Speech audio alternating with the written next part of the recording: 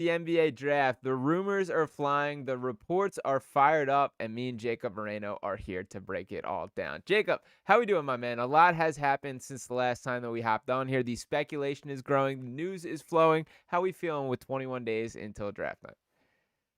I'm feeling good. I mean, honestly, as we're going to talk about later, it's just kind of everything's up in the air right now, whether they want to trade down. I've heard even things about trading up, whether they want to keep the pick, who they're actually going to pick.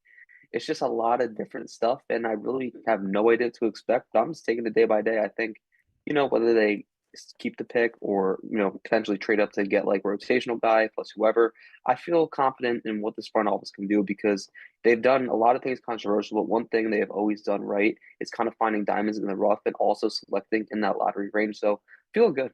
Yeah, 100% there. And I do think Daryl Morey does not get quite enough credit for some of those diamonds in the rough, like you mentioned. And we will dive into everything with the draft here. We got plenty to break down. We're going to hear a ton of those rumors continuing to swirl up till draft day. But I do want to start a little bit closer to home today, as we did get a new ringer, top 100, who, to put it out there on the table, the ringer guys never been the biggest Joel Embiid fans in the world, but they did take it to another level today, ranking Joel Embiid as the 84th best player in the NBA. Now, to grant them a little bit of leniency here, he's a difficult guy to place right now. We can't acknowledge, or we have to acknowledge here, that he obviously was barely available last season when he was on the floor. Did not look like the best version of Joel Embiid. But you can cut off this man's legs, and he still would be better than some of the players listed above him. The guy that was the clear-cut top 3 player on the planet, the guy that has won MVP, is still Joel Embiid and was that dude 18 months ago. I understand a lot has happened. I understand the injury concerns, but to me, the Joel Embiid disrespect, that pendulum has swung way too far. Jacob, where you at on all this? I think my biggest thing is like it's so funny with the ringer and these lists because I'm someone who really enjoys their content. Like they're really good Me as at well. doing those deep dives, X's and O's, but like I don't know what gets into them when these lists comes out, but like they're always a disaster. Like they have so many great guys there. It makes no sense. But anyways, I think the biggest takeaway for this is that it's just kind of dumb to rank Embiid in general because if you're gonna rank him and you're gonna like knock him for availability, which I presume they're doing, then why include him in all? Or if you're gonna do that type of thing, do like at least a 50 games played Sure. requirement. Leave Like him off. because exactly, that's what I'm saying. If you're going to do this and leave him off, because you're not telling me that Christian Brown is a better basketball player. You're not telling me Alex Caruso was better. Like Josh some Hart. of the people I saw, Josh Hart, yeah, Josh Hart. It's just ridiculous. And I think players, I don't think they care, nor should they. But like this, I even said in my article about this. Like this is just shown. It's just like a true wake up call of how far the Sixers have fallen from whatever grace they were even in the first place. And honestly, I'm not surprised, but I also am a bit surprised at 84th. I was expecting maybe 50 or 60, but Right. 84th. Yeah, and by the way, I will mention that Zion Williamson on that list, I believe he was 30th on the ringer. So You've got to be kidding. yeah, if you're gonna go with injuries here, let's keep it the same across the board. But no, I get it. I understand Joel Embiid has a lot of people who have been the vocal not fans of Joel, and we've seen that since the start of his career. I've yet to fully put my finger on what it is. I understand people will run with Bill the Simmons. yeah, Bill Simmons a part of it. I understand some people want to run with the dirty player, reputation, which I think is overstated. I do think some of it is personality, with Joel just kind of naturally being a troll, which he has certainly tuned down as his career has progressed. But nonetheless, that does bring us in this conversation. And by the way, shout out to everyone getting involved in the chat, hanging out. Shout out to Daniel Berry. Sports highlights popped over after watching a nice deep dive about VJ Edgecombe and Ace Bailey over on Party Abroad with my guy, Mr. Crockpot over there. So shout out to you guys tuning in. Now, the Embiid conversation overall, the Sixers are in a very unique spot as a franchise. Obviously, the win now intentions are still here. That we have to acknowledge what a massive failure last season was with the championship expectations and the picture never coming together.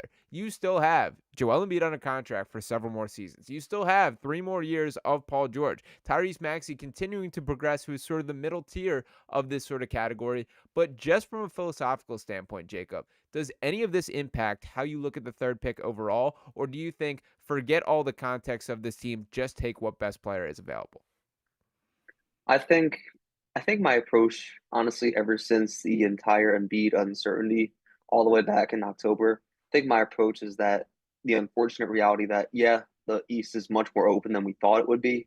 But I just think with the uncertainty until Embiid proves me otherwise, that like their timeline or at least their ability to truly, truly contend, like even if they go to the finals, and I don't know if they could beat a team like the OKC Thunder. And with that in mind, I'm just kind of in my mind, I'm just kind of pivoting and just trying to, if I'm Daryl Morey, I'm trying to stackpile as many guys with high upside who also, can contribute now.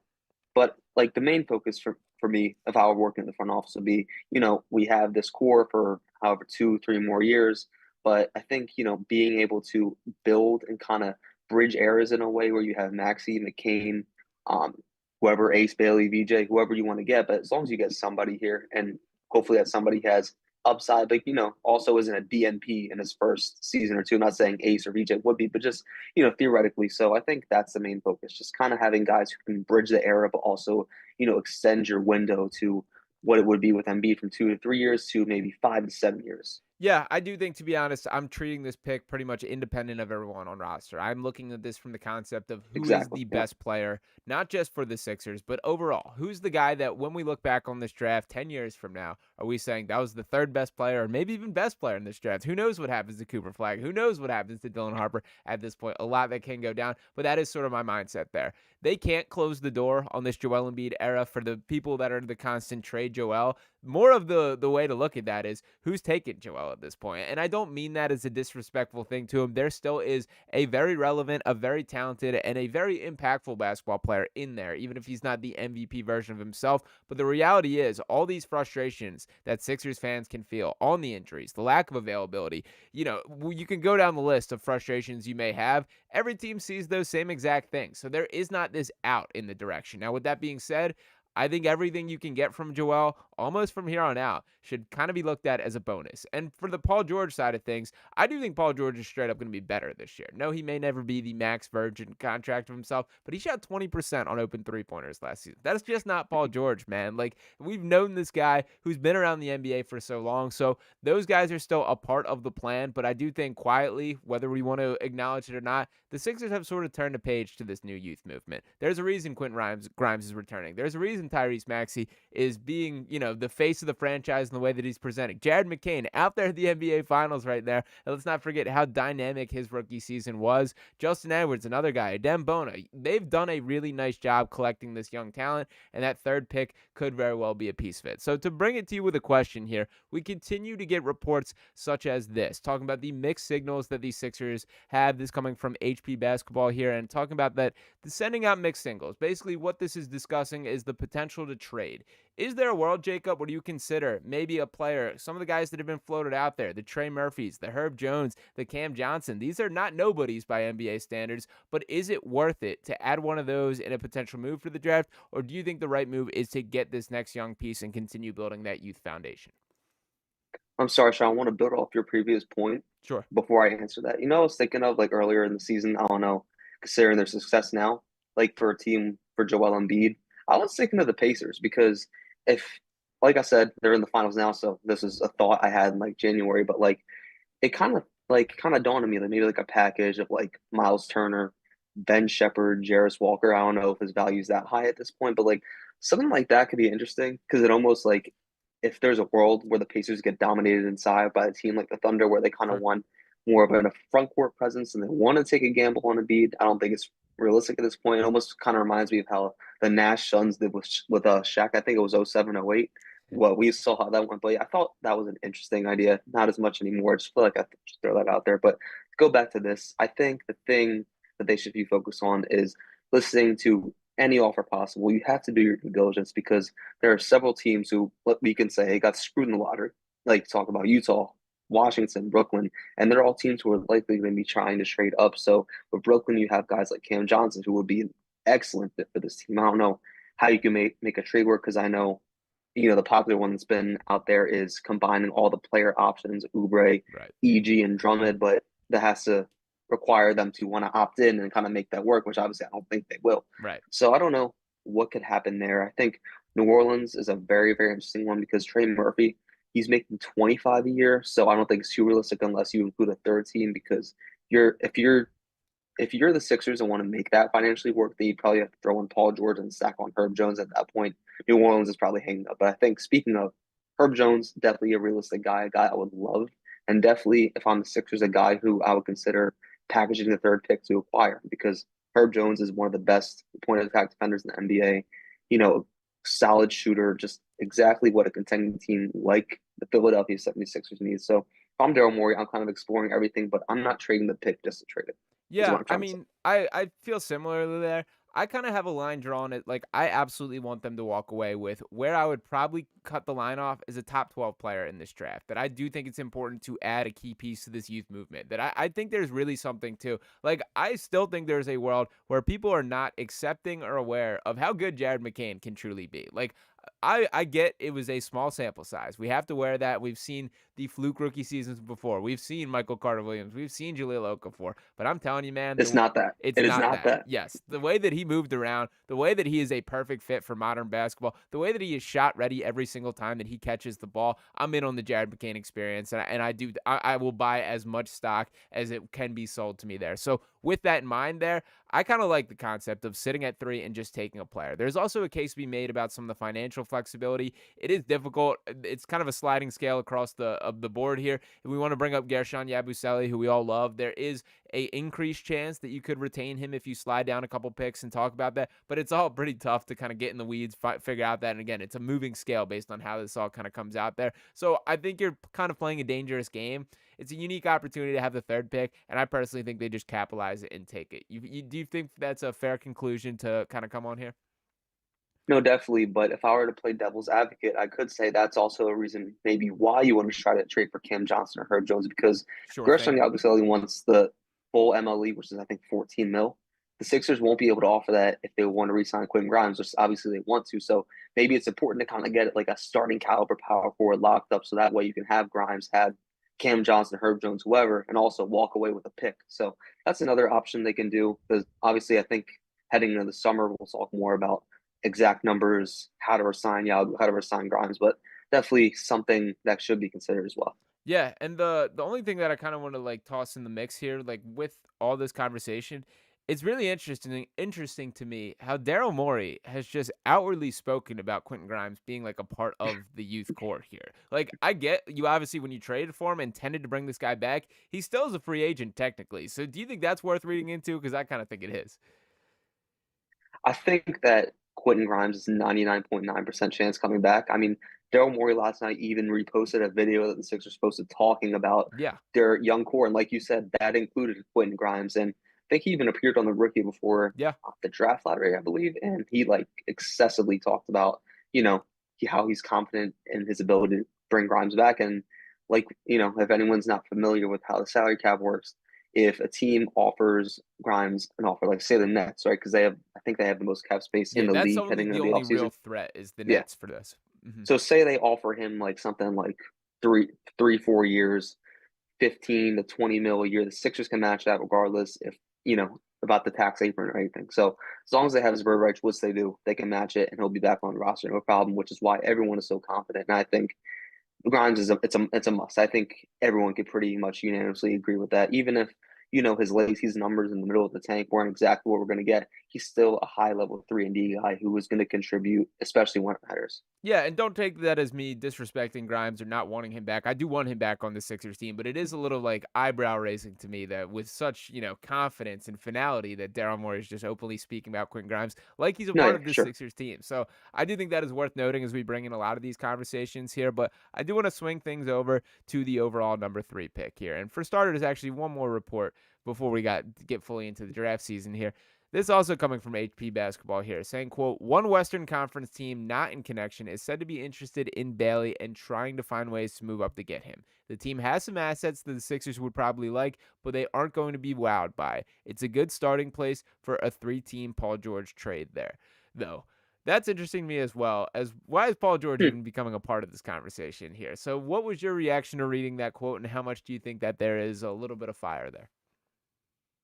I don't know. I think we're just in the prime of smokescreen season where I'm Sure. kind of taking everything with a grain of salt because especially with the Sixers, even regardless of that report, everything that's come out, it's like they're going to trade up, they're going to trade down, they're going to keep it. Like Daryl Morey, I think it's pretty intentional that the Sixers front office is trying to keep everybody on their toes, and I feel like it's going to be one of those things where there's going to be a deal that happens like 5 minutes before the Sixers are ready to pick up three. I think it's going to be that insane, but I don't know. I'm trying to figure out who that team would be. Like Utah comes to mind because aside from Lowry, which I really don't even want, I feel very strongly about the Sixers not signing him at this point. Like there really isn't anyone there in Utah that could Pelicans? realistically make sense.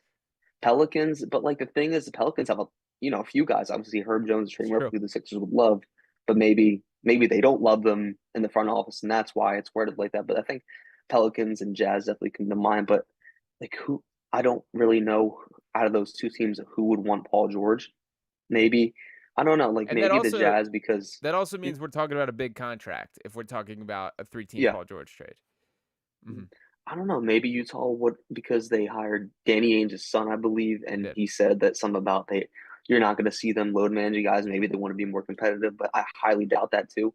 Very weird report. The Paul George stuff, I'm really taking with a grain of salt, though. Yeah, it is interesting. And from a Daryl Morey perspective, to throw on my Morey brain and the way that he thinks here, this is kind of where I get to on the both Embiid and Paul George conversation is you're certainly not like selling an asset high if you're to trade one of these guys. That they're at dips in kind of the stock market of their value as a player here. And that's not how Morey operates. That he's not going to kind of take a loss on his investment, if to stick with the analogy here. He's going to ride with these guys that he believed in enough to offer them the contracts on the dotted line and to know what they can be as players, that I do think he sees the vision through. So while I get kind of the motivation or sickness of Paul George wasn't what people hope for to some extent, I think he gets a little bit of a worse reputation than he deserves. Everything that could go wrong did go wrong last year. That was independent of Paul George, not just his own individual play. And he obviously dealt with a ton of injuries and other factors as well. So very interesting that it is arising to me. I don't think that it is kind of anything that I'm reading too deep into at this point. I think, like you said, we are in prime smokescreen season, but I did want to bring it right back to the draft. And Jacob, I'm throwing you on the spot right now. You're on the clock.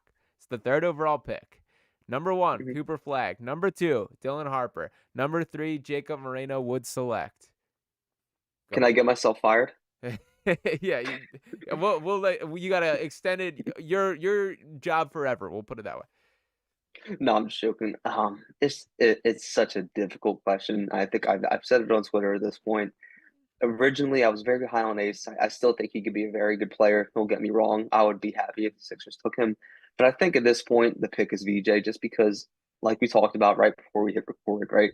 It was a matter of my what my heart was telling me and what my mind was telling me. And my mind is telling me VJ home because of the fact that he is just so much more NBA ready. Not that he's a guy who's like a low floor, but like he also has the upside too. Like obviously, there's concerns about his pull up shooting, his ability to consistently get at the rim, but like The when you handle. factor in the high level defense, right, the spot up shooting, the ability to play off the ball, right, like there's so many intriguing factors there. And he only has room to grow. And Ace Bailey, that's also the case. But like with Ace, obviously, I know you're an Ace guy. I think we're going to get into that. But like I don't know, the weaknesses, like, the questionable defensive motor, like when he is engaged, he's a really good help side defender, but like it's when he's engaged. And, the ability as a 6'10" or supposed 6'10" guy, he's like 6'7" at this point in the combine, his inability to really get to the rim consistently.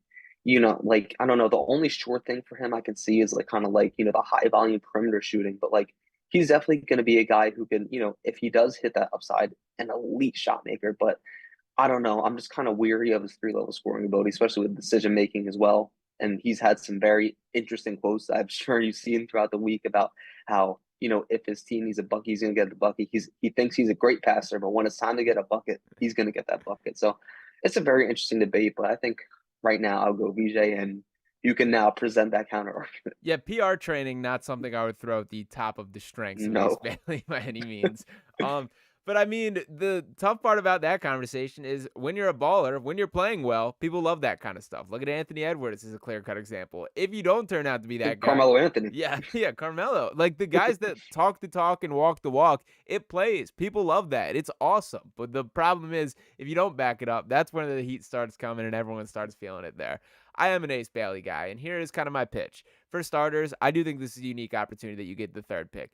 I think there's a real world where if Ace Bailey hits, we're talking about a multi-year all-star, a guy who could potentially be the best player on a contending team. That's how good I think he can get to. With that said, there is high variance in that. There's definitely a world where this guy, I don't want to go as far as unplayable, but there is a world where he's closer to the Jordan Pooles than he is kind of the true wing or that kind of from a decision-making standpoint there. I love the frame. Kevin O'Connor said Rudy Gay. I think I kind of like that too. It was like maybe like a floor ceiling ish Yeah, type incorporated there. Yeah, I think that's a fair comp there. But where I will push back and where I'm a believer in Ace, I will say my opinion of him very much changed when I went and watched him play in person up at Rutgers, and that was a game where I was zeroed in on. Let me check out what's good with this Dylan Harper and Ace Bailey kid. And obviously, I've watched him a little bit on TV, seen the highlights, and I approached that game with a little bit of being an Ace Bailey skeptic. Don't like the shot selection, takes too many tough contested twos. He doesn't beat anybody off the dribble, and all those are fair critiques. But what I walked away with that game was the dude cares. The dude competes. The dude brings it out on both sides of the floor. He's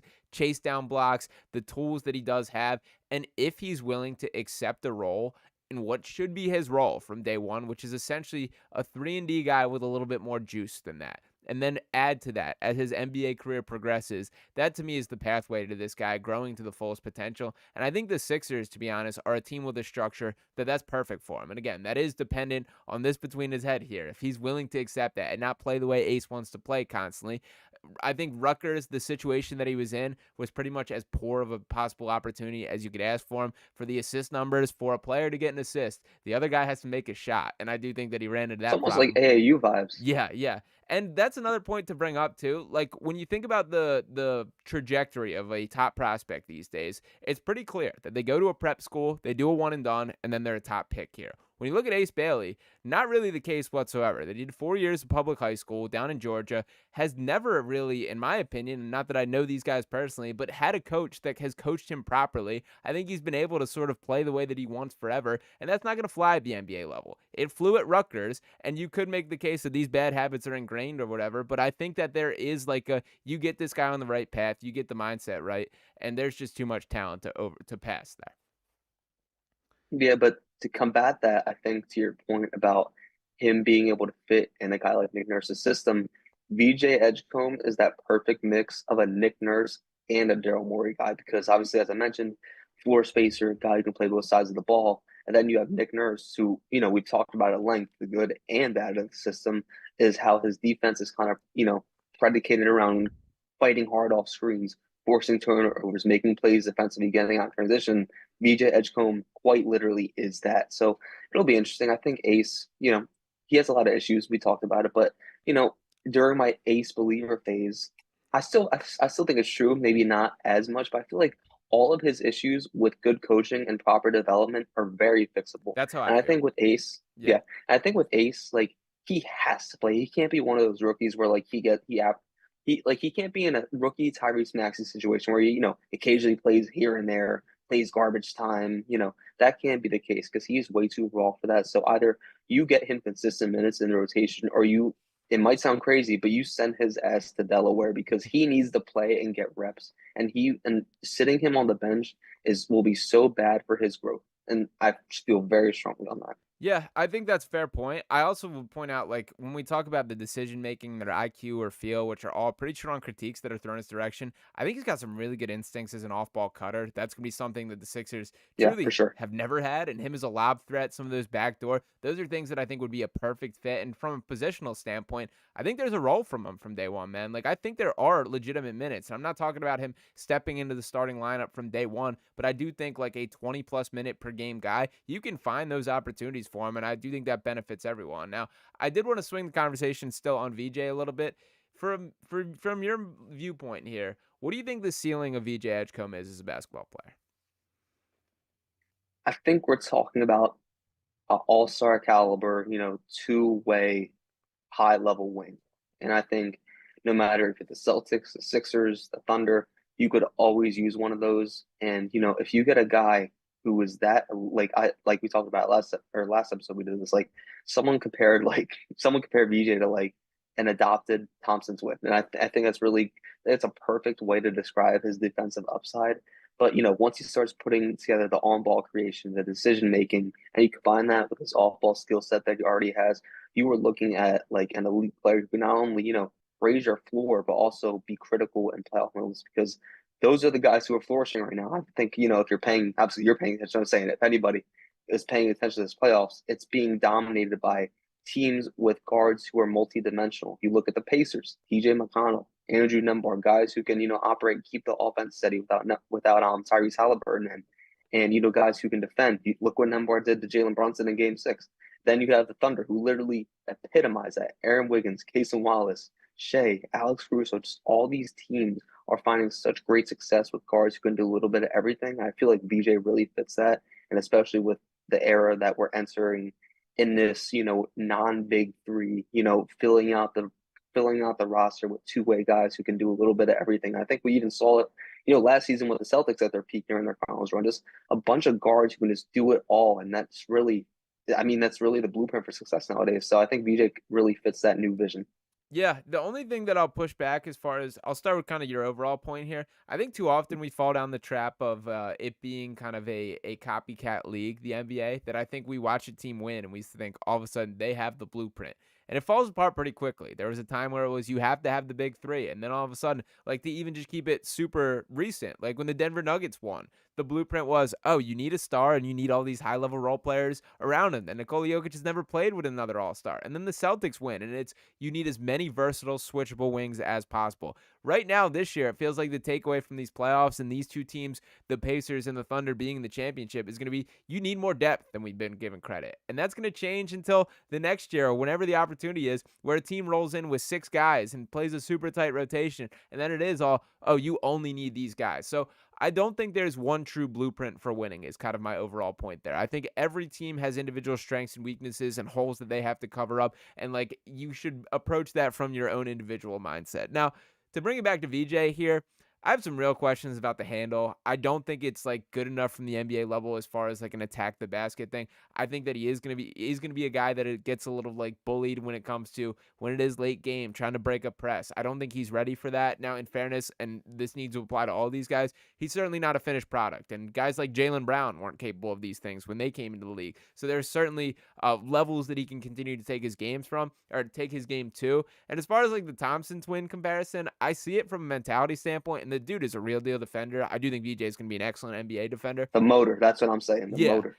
but he's 6'5" is kind of my Mhm. other thing there. No, He's yeah. he's not going to be one of these guys that is, switching 1 through 5, I feel. And you can find some pretty convincing tape of him getting bullied in the post a little bit. Obviously not a situation you want regardless. Opponent shot 75% in the post against VJ. Again, not a spot where you're going to want him at, period. But while the tenacity's there, the instinct's there, I don't think he's this like universal switchable guy that is perfect in every matchup the way I sometimes think he's talked about. No, yeah, I 100% agree, and I wasn't really trying to make it out like he was a guy who can guard 1 through 5. I think, at his peak, he could guard 1 through 3 very effectively. And I think also to what you said, I think when I was trying to look for a comparison, my mouse for some reason blanking, but I think Jaylen Brown is like the perfect guy for what he could be in terms of like his high ceiling. So I really like comparison, especially with the athleticism too. Yeah, I think if I want to paint rose-colored glasses, everything goes 1,000% right. You can kind of talk me into Anthony Edwards if I'm having that about VJ. I don't think he gets Whoa, there, but I see like I don't think he gets there. yeah, I see the movement. Even the shot form looks similar to me. The way that they fly through the air, I think there's a lot as far as similarities there. But Victor Oladipo is another guy who's really popped to mind. Who, by the Yep. way, people sleep on with how good he actually got. I feel like he gets talked about like a bust sometimes. Which there were some heydays for Victor Oladipo. Let's not forget that. But both these guys have an impressive handle and can get to their spots. And VJ, my other like strong critique of him, he's a guy who's very overly reliant on his athleticism, and he will be like a top tier athlete even by NBA standards here. But too often, I felt like it was a little bit of drive without a plan, get in the air without a plan. He shot below 50% on layups this year. Ace is not good at layups either. He shot I think 52% on layups around the rim. So neither one of those numbers are going to be great things to hang your hat on there. But do you think those are fair critiques of VJ as well? No, yeah, 100%. But I think another thing, with I feel like kind of with Ace is or with VJ is kind of the same situation as Ace, like where his weaknesses is very fixable, especially the handle. Yeah. Like all it'll take is a summer league, a year or two of NBA development. I think, with like especially when like looking at these prospects, I think, more recently as I've gotten more knowledgeable, just more experience semi covering the league and just watching basketball. I think I'm more pay more attention to like physical frame, like, wingspan, Sure. weight, height. And I feel like what's called VJ has an NBA type of body. And like if he's a guy who can, get to his spots off athleticism, once he uses that handle, like I think there's really gonna be real potential for him. I don't know if it's Anthony Edwards type of on ball creation. I don't think he's gonna get to the level, but at least it'll be a highish level, is Yeah. what I would hope. And my last note before I bring it back to Ace here, the guy, and shout out my sports conviction in the chat, throwing out Chris Dunn as a comp as well. I don't mind that one either, and could see a world. Well, I hope it's not Chris Dunn though. It's been like a bizarre career arc. Let's not forget, Chris Dunn was like the fourth overall pick, and a guy No, that Chris Dunn's a really good like defender now, but like you don't take Chris Dunn, who he is now, the third pick, and yeah. I think he's gonna at least be better than Chris Dunn. I mean, Okay. I'd hope if they got him, Yeah, I mean, we would certainly hope but no, so. I see the vision there definitely, Yeah, like I the defensive abilities, but I'd hope he'd be much better offensively. definitely. Yeah, I see the vision as well. I don't hate that. Shout out to you for the comment, and not bad there. I forget where I was going with the guy that should be looking over his shoulder if there is a VJ Edgecombe selection. It's got to be Quentin Grimes, right? That's kind of my takeaway, that I haven't really seen many people connect those dots. That Tyrese Maxey and Jared McCain, to me, I view as like foundational pieces, immovable, and guys that have very different skill sets than a guy like VJ Edgecombe. Grimes, while talented, we're talking about four very young and important guards to this team. Do you think that's a world where if Edgecombe is drafted, all of a sudden we're talking about Quentin Grimes or looking at him a little differently? See, that was when I was more pro Ace. That was one of the first things I said actually in like a deep dive I did about VJ, like saying like, with VJ, it's kind of exactly what you have with Quinn Grimes. I think their perimeter styles, like defensively, are a little bit different. I feel like Yeah. Quinn's much better off the ball and kind of reading those pass lanes, where VJ has the tools of being much better, point of attack, screen navigating type of guy. But I think even if that is the case, I feel like if Quentin Grimes gets like 15 to 20 million a year, I feel like even if VJ does emerge as this star, I feel like Quentin Grimes is very tradable to whoever may be interested. And, assuming he's still a high level rotation player or starter in, 2 to 3 years, I think you could still get something back, very worst case scenario, but definitely worth considering. And like you said, not a lot of people are thinking about that as well, which is also another reason why, I'm still somewhat on the fence. So. Yeah, it's a lot of moving parts with it. To broaden up the question a little bit, so we talked pretty much all exclusively about VJ and Ace from this perspective here. To take a full look at sort of this mock draft, are there any other guys that deserve to be in this conversation for the third pick? Are you a Common Maluak guy or Trey Johnson guy, Jeremiah Fears, Con Knipple? Any of these guys jump out that should be in consideration for three, or is it those two or bust? I think I feel like yes, there's definitely people I'm interested in, especially if they trade down. But I feel like at three, it either has to be Ace or VJ. Yeah, that's how I Maybe feel. you can throw in a guy like Trey Johnson, like because he 6'5", what's his weight, like 200 something. Yeah, he's a skinny guy. He's got a 6'10" wingspan. Also doesn't play a lick of defense. Yeah, so I don't know. Like I feel like he's a good upside guy, but like the fit is kind of weird. I wouldn't take him at three, but like he's someone. Jeremiah Fears, not a great shooter, but really good potential as a ball handler, as a slasher. Like it's such a weird situation for the Sixers because it's such like you can see it's such a guard heavy draft, and it's like the worst, not the worst possible outcome, but like very unfortunate, especially because they got the third pick in this draft. But obviously, Dylan Harper would be the dream. But with that being said, I do think Dylan Harper may take a little bit longer to progress than a lot of people think because, he still has a lot of limitations. We got to see how he fares against, NBA level defenders when he's going to the rim, especially because he doesn't have that burst. Shooting is a question. I think he'll translate well defensively, but, there's still question marks there. I feel like a lot of those are, he's not going to be like an all star, like caliber level player. So, like maybe, you know, year four or year three. Maybe that's a little bit over exaggerating it, but like I think his fit with the Spurs is very bad. Yeah. Like I think it's pretty obvious with the Aaron Fox and Spawn Castle. I think it's a horrible destination. I'd almost rather just for Dylan Harper's own sake that a team gets involved with like Kevin Durant or Giannis and like he just gets to go somewhere else. It's really bad. But that's kind of end of my spiel about there. But no, I think, like I said, Ace and BJ are the two guys at three. But if we're in a situation where they trade down to 5 or 6, I definitely look at, the Fears, the Trey Johnsons, the Kamau watches of the world. But I think those are, my big two. Yeah, I do think if you're just sitting there at three, the decision has to be between VJ and Ace. To keep it on Dylan Harper and the Spurs real quick, for starters, if I'm the Spurs, I'm absolutely calling the Milwaukee Bucks. And I think if you can swing a Giannis deal, man, good luck scoring on a defense with Giannis and Wemby on the same floor together. I think that would be incredible Yeah. there. And like I get all the mindset. What seems to be the message that is being expressed from San Antonio circles is that they're in it for the long haul. That Victor Wembanyama is 21 years old. Stephon Castle, the reigning rookie of the year. But I kind of think, man, Wemby's arrived. And if he did not get shut down with the blood clot issue last year, which seems like he's back on track, sending prayers his way, and obviously hope that that is nothing that ever returns there. If he was not shut down for the season, we would have been talking about the Spurs making a playoff push. And I understand he's 21. I understand he's young, but we never know how long careers can last, particularly for guys that are his size there. So if I'm the Spurs, man, I'm going for it. I'm taking that type of Giannis swing. And I agree with your point that Dylan Harper may not be able to prove what he can be simply from an opportunity standpoint, what those minutes are looking like there. Now, Bert, I'll get your feel. Are you with me on any sort of Giannis move there? Would you be in on that? No, yeah, I would love that for San Antonio because you talk about, the Spurs and the Spurs lore. I mean, look at Tim Duncan. He's had some of the most successful of years of his career, early in his career with David Robinson. Obviously, David was a long time guy there, but like it's kind of the same thing. You Yeah. kind of get like this new Twin Towers modernized in terms of like, help side defending, spacing, cutting. And I think that'd be a really interesting option. And also, let's not ignore the fact that, while he's shown some glimpses this season, Stephon Castle is not that good of a 3-point shooter at No. all yet. So you combine that with Dylan Harper and De'Aaron Fox, who was not an elite shooter himself. That's really bad spacing. That's putting a lot of pressure on Wembanyama at 21 years old.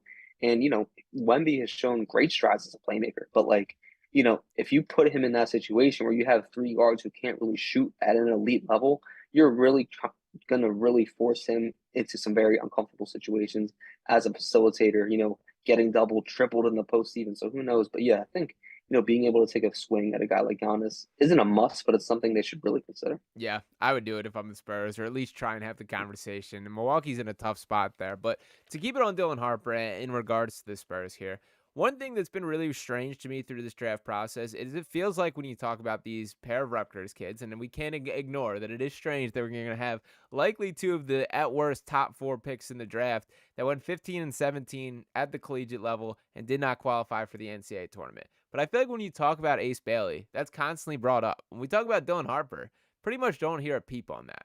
And if anything It is here, weird. I just realized that, yeah. yeah, and if anything here, Dylan Harper was the guy running the show. That was the point guard. That was the guy running the entire offense here. Do you have any feel for why that is the case? I feel like it's because Dylan Harper is more of a playmaker, more of someone who wants to get guys involved. Like a lot of people feel like it's not necessarily correct, but a lot of people feel like he has that Cade Cunningham archetype, and obviously Cade is one of the more popular younger players in the league right now. Meanwhile, Ace is a guy who is largely, somewhat fairly, somewhat unfairly seen as a selfish player, and ISO, I'm going to do it myself. And, those players tend to be polarizing. Like those bucket getter, pure hooper type guys, you either love them or you hate them. And in Ace's case, he's really not a proven guy. And I think that's why he's getting a lot of criticism, especially because, you could hold it over his head. Oh yeah, you guys didn't make March Madness. It proves Ace doesn't contribute to winning, which I think is a very, surface level take. And I don't think it's necessarily correct because you look at the supporting cast, it really wasn't anything special. But yeah, I think it's just kind of the difference of play styles and maybe the difference of narratives. So Yeah, it is strange to me. I've never been able to exactly put my finger on why that is the case, but I do feel the way that they're spoken about is like that there. Now, I'm seeing a little love in the chat. Appreciate all you guys chiming in. We're talking about Trey Murphy as a potential draft pick here. Talking about the framework of it, and shout out to Duck Holiday. They're driving a hard bargain, saying to drop from third to fifth, they need the seventh pick and an unprotected next year. That's quite the haul there. If we can get that, you can sign me up. I do think that is a lot, but I'll frame it this way. We'll put Ace Bailey. Does he ever reach a level of a Trey Murphy? Do you think he can get to that level of player or better if you're betting right now? I don't know if I would place the bet. Really? I could say it's possible though. I think I would go likely. I think likely. And Trey Murphy, very good, by the way. Maybe we don't even I realize. would go semi likely. Semi likely. I Maybe guess like a this grade below you. okay. This is the point I'll make about Ace, and I think this applies to a lot of these guys in the draft. You can't just view them as finished products. And in general, No, not really. wings in particular tend to put it together last. That you have guards that kind of have a feel for playing the game. You have big men who are able to dominate with their size and being a lob threat and having their athleticism to pop off the charts there. Guys like Ace Bailey, it takes a while. And to stick with the Trey Murphy comparison here, Trey Murphy at Ace Bailey's age was playing at Rice University. He then transferred to Virginia, and then he started to put it together. And then he's still putting it together to the point where he's growing into a legitimate borderline all-star type player. We're getting Ace Bailey at the ground floor at age 19. That's a guy I'm willing to see what he grows into. That's sort of my pitch here. I think you fast forward 6 years from now, we're talking about Ace Bailey in a very different light that is currently the case. And I do think like the scale that we're grading him on in the context of Rutgers was probably in the long haul like the worst thing or worst way we could have possibly viewed him. Yeah, and to add on to your point, you talk about forwards take a while to develop.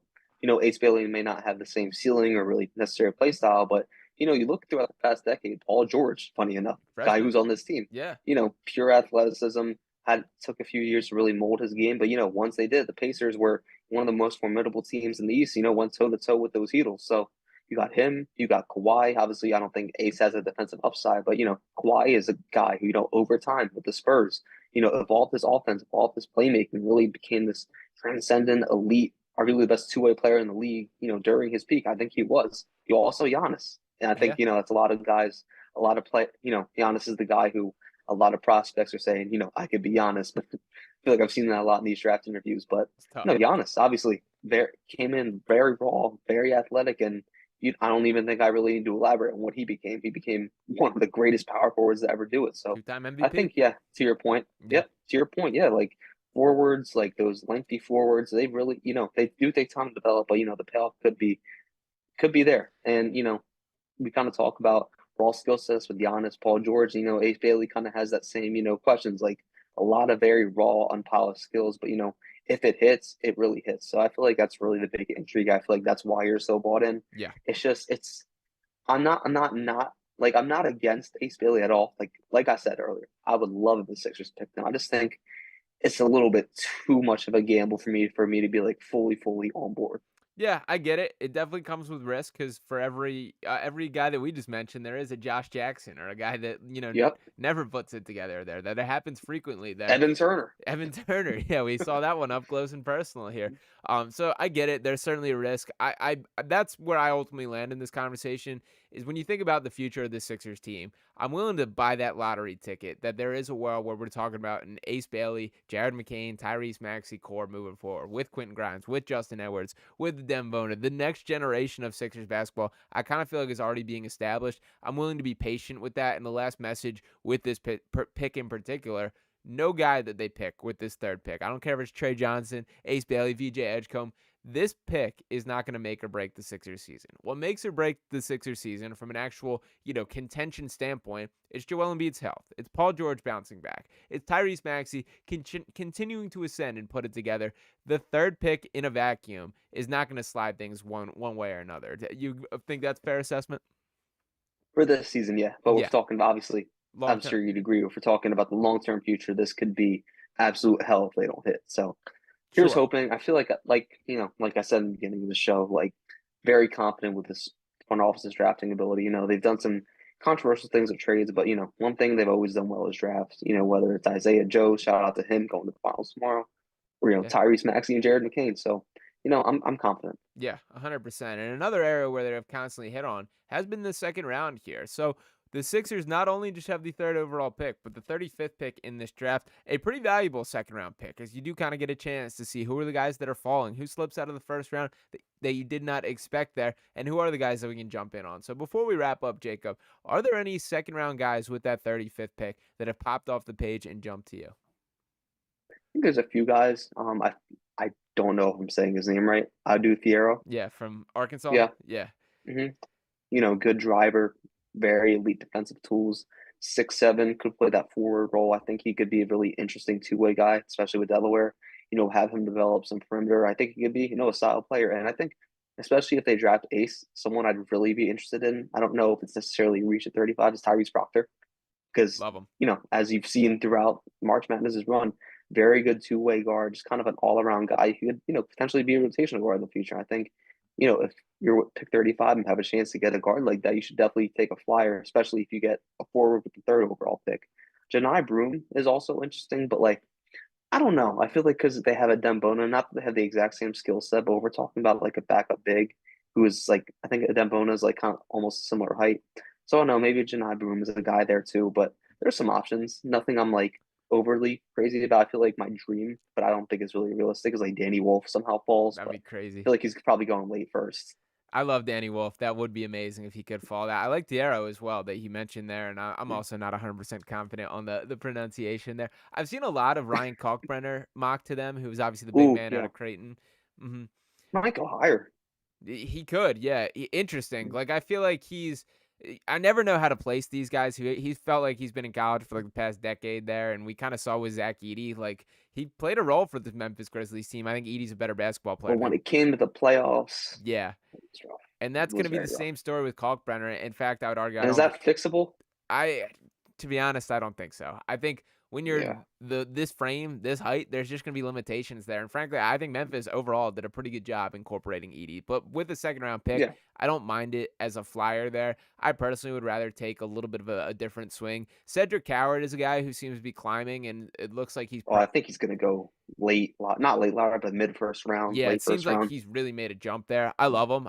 That would be Yeah. my dream scenario there. Chaz Drake Lanier, Powell. yeah, not a good name as well. Chaz Lanier, I really like out of Tennessee. He sort of was their Dalton Connect replacement, who I really liked. A flamethrower there. Kobe Brea out of Kentucky, also really like as well. Even Sion James out of Duke. There's a lot of good names in this second round. So I guess my message would be with that, don't waste that. Like that is another pick that they can absolutely hit on, a guy that I think you could get as like a legitimate contributor to the Sixers team. So that's sort of where my head is at there. And I see we're getting some Danny Wolf love in the comments as well. How Dude, do you could you imagine some Chaz Lanier stat lines with the blue coats? Oh, yeah. Oh, yeah.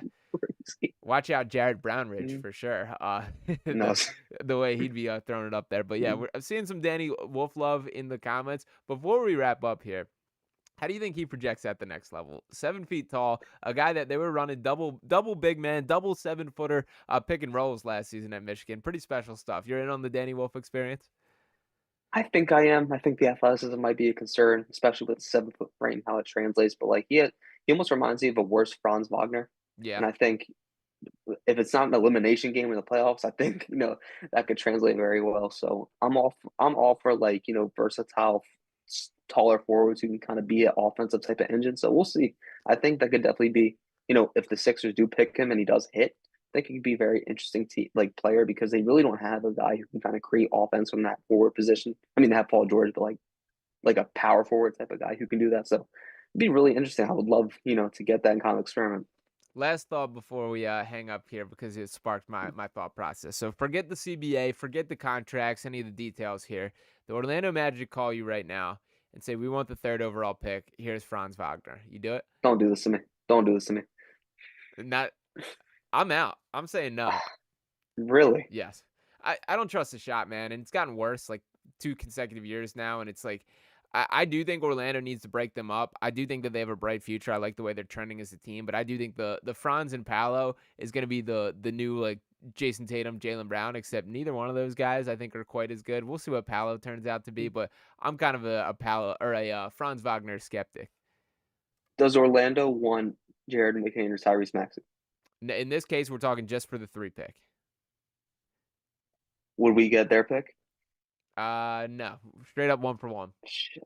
Why are you doing this to me? I feel like I don't know. I might do it. I'm not gonna lie. I feel like it was a low sample size, but there was that point in Yeah. November to like December to January where Paulo was out and Franz just took over. Like he was even on the MVP ladder. Like he was really thriving as just an elite downhill guy. Just a great kind of like we were talking about Danny, like Yeah. almost a Danny Wolf's type of potential. Like that offensive engine generating offense, knifing into the paint. I think that'll be very interesting add to the Sixers hypothetically, especially when you have decent spacing enough with Tyrese Maxey, Jared McCain, Quentin Grimes, Paul George, who hopefully doesn't shoot 20% from beyond, and Joel Embiid, who obviously, can space that floor out too. So I think it'd be interesting.